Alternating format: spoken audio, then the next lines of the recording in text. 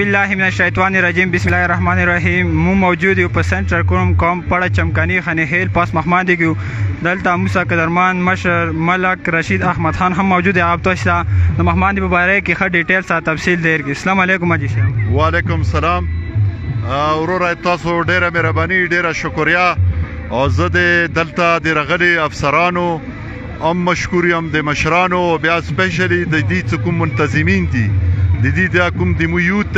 هغه دا پروګرام څه دا ډیر شارټ ټایم کې بالکل پرونه بل ورځ دا سوچ وشو او هغه نه بعد څه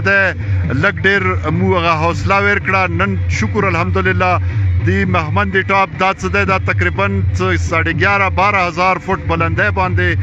دا یو ځای دی دا په کورمه کې یو حسین کله ځای دی او ډیر کلاو ځای دی او دی وخت دلته ما اندازې مطابق څه 2,500 خلک څه دی دا موجود دی او دا د جشن ازادي پاکستان منوي او ډیره خوشاله خبره ده چې جشن ازادي سمندرونو په غاړه منو کیږي دریابونو په غاړه منو کیږي او سامو کې منو کیږي د پاکستان په تاریخ کې دا اول ځل دی بیا په هغه علاقې کې ځهلته کې د چا تصور نشو کېدلی زیرا ولې دا علاقې څه دا ټول د دهشتګردۍ په لپیټ کې وي نن شکر الحمدلله نن دلته جشن ازادي پاکستان 14 اگست منو کیږي او راتلونکي وختو کې به ان شاء الله راتلونکي 6 ستمبر یوم دفاع دا زه ټولو ته دا درخواست کوم چې دا 6 ستمبر به مو همدلته منو کیږي او هغه دپاره به باقاعده یو 10 ورځو نه به انتظامات کیږي او دین علاوه دا یو ډیر ښکلی ځای دی خلک څه دی هغه ته روان دي مري ته روان دي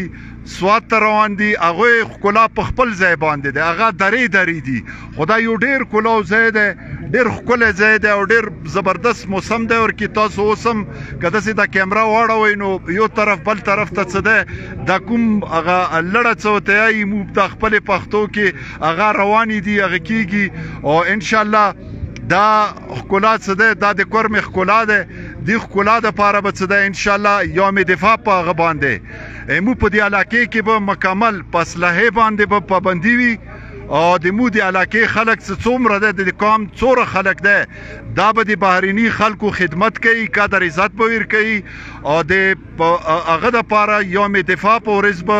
انشاءالله مو ټولې کورمې نه اپر نه لور نه سنټرل نه مو ټوله کورمه به مو دعوت به ورکوو مو به راغواړو او دلته به څه دی مو یو ښکلی پروګرام چلوو او دې دپاره چې یاره دا خلک دا وګوري چې یاره دا خلک دا علاقې وګوري دا علاقې چا نه دي لیدلي د دې علاقو ایکسپوژر وشي او دا خلک به څه دی د مو دا خلک به مو سره بدل شي او بهرني خلک څه کوم دی هغه هم خوشحاله شي دا علاقې به وکسي او انشاءالله مو راتلونکي وختو کې مخکې دوره توجه هم دا وه چې ما دا 2004 نه بعد زه څه سینیټر شولم ما دا روډونه موډونه دا تیر کړي دي د علاقې ته ما اوبه ورکړي دي په دا کچه روډونه دي خو بیا هم دلته واړه ګاډي راتلی شي روډونو صفایي به انشاءالله مو کوو او انشاءالله دا علاقه به څه دی دا به ترقي کوي او مو به دا ښیو انشاءالله راتلونکي وختو کې مو به دا ښیو چې به دلته دا یو پرامن وطن دی پرامن علاقه دی دا هر چا دپاره دی دا د دې هېڅ مذهب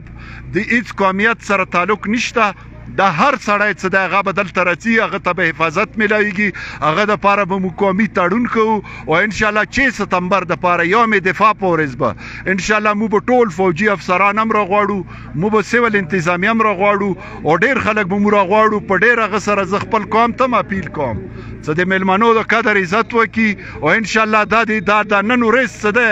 دا مو خوب لیدلی او خوب خدای رښتیا کړو دا علاقه به څه دی انشاءالله دا د هغه سره